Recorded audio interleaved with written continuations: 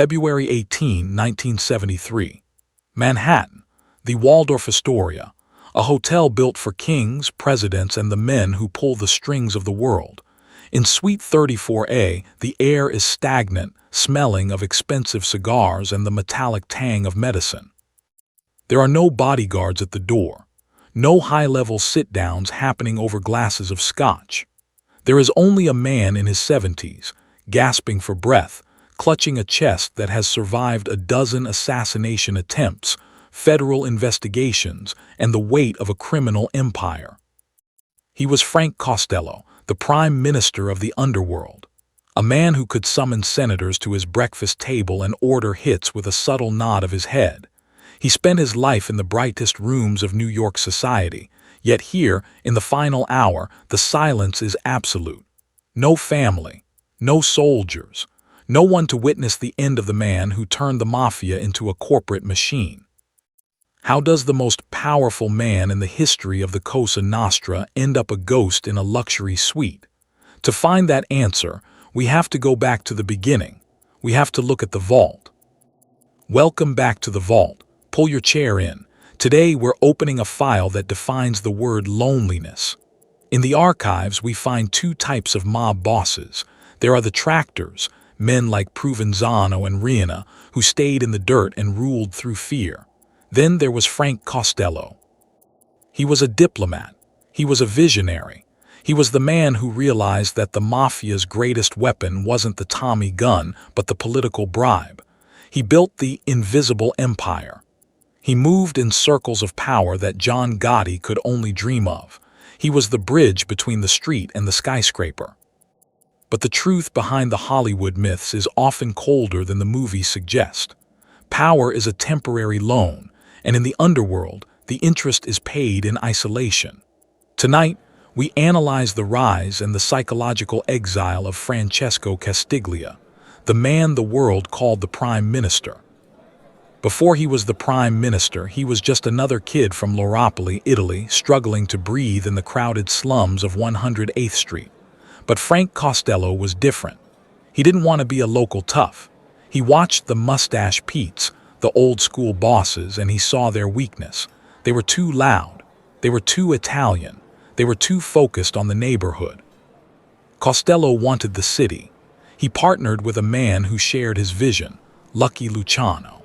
Together, they realized that the Prohibition era wasn't just a crime spree, it was a business opportunity. While others were fighting over blocks, Costello was building a national network of rum running. The archives show a man who understood the value of the clean face. He refined his accent. He bought his suits from the same tailors as the Vanderbilts. He became a man of the world.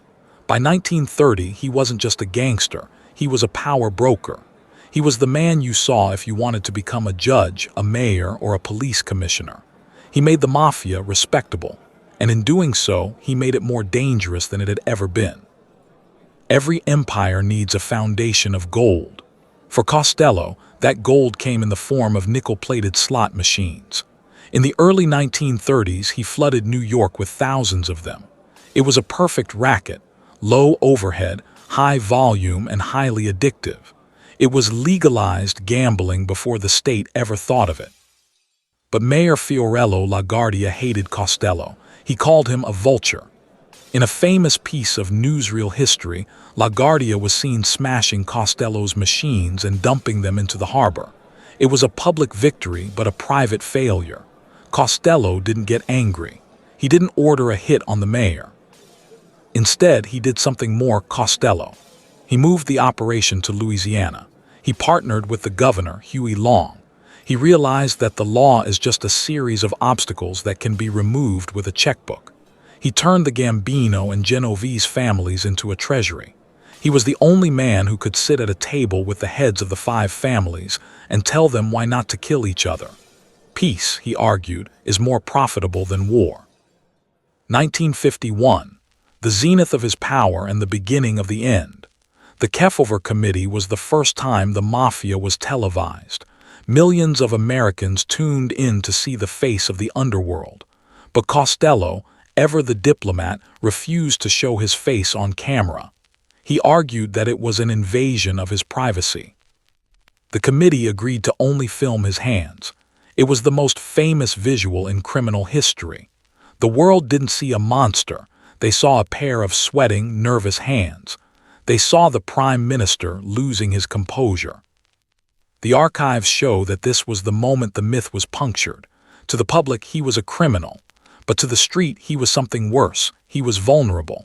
He had been exposed by the government.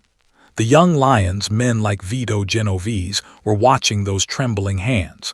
They realized that the diplomat was getting old. They realized that a man who fights with a checkbook eventually runs out of ink. May 2, 1957, the majestic apartments, Central Park West. Costello is walking toward the elevator. He's been out to dinner. He feels safe. He's the Prime Minister. You don't hit the Prime Minister. Suddenly, a massive figure emerges from the darkness. A man named Vincent the Chin Gigante, a soldier for Vito Genovese. Gigante shouts, "This is for you, Frank," and fires a single shot at Costello's head. Costello falls. The world thinks the king is dead, but the archives record a miracle. The bullet only grazed Costello's scalp. He survived, but the message was sent. The Prime Minister had been touched. The invisible empire was being challenged by the era of the bullet. Costello didn't retaliate. He didn't start a war. He did something even more shocking to the underworld. He retired. He realized the game had changed and the diplomats were no longer invited. Retirement for a mob boss isn't a vacation. It's an exile. Costello spent the next 15 years as a ghost in Manhattan. He still had his money. He still had his penthouse. But he no longer had the phone that people answered. The archives show a man who spent his days sitting in Central Park, feeding birds, and meeting with old associates who were too afraid to be seen with the current leadership. He was a man out of time. He watched from the sidelines as the mafia he built, the corporate, quiet mafia, was replaced by the flashy, violent era of the 1960s. He was the Prime Minister of a country that had forgotten his name. He was a living archive of a world that was being paved over by the new dawns. Psychologically, Costello died long before his heart stopped. He died the moment he realized that his diplomacy had left him with no true friends, only people who owed him favors that would never be repaid. We return to the Waldorf Astoria, February 1973. Costello had suffered a massive heart attack. In his final hours, he wasn't surrounded by the 5 families. He wasn't surrounded by the judges he had bought or the politicians he had made. He died in a hotel suite, a place designed for transients, a place where nobody is at home. It was the ultimate irony for a man who had spent his life trying to belong to the upper crust of society. He died in a luxury cage, alone with the memories of 1,000 secrets that he would take to his grave. When the news broke, there was no massive funeral like the ones for Al Capone or Carlo Gambino.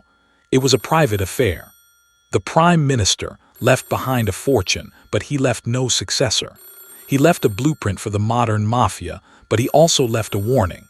In the pursuit of absolute power, you eventually find yourself in a room where the only voice you hear is your own.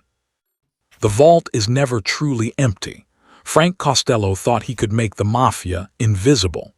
He succeeded so well that by the end, he was invisible even to his own family. He died in a hotel because that is where people stay when they have nowhere else to go. The file on the Prime Minister is closed, but the records he left behind, they are the foundation for everything that came after. But not every mob boss leaves behind a legacy of silence. Some leave behind a trail of paper that burns everything in its path. Next week, we look at the one thing every criminal fears, the written record. We reveal the story of a small, leather-bound book that did more damage to the Cosa Nostra than 100 wiretaps.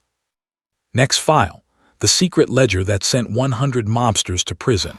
If you want to be there when we reveal the story of the little black book that dismantled a New York dynasty, hit the subscribe button now and turn on notifications. The archives are deep and the truth is written in ink. Comment below. Was Frank Costello the greatest boss of all time, or was his corporate approach the beginning of the mob's downfall? I'll be in the comments to hear your take.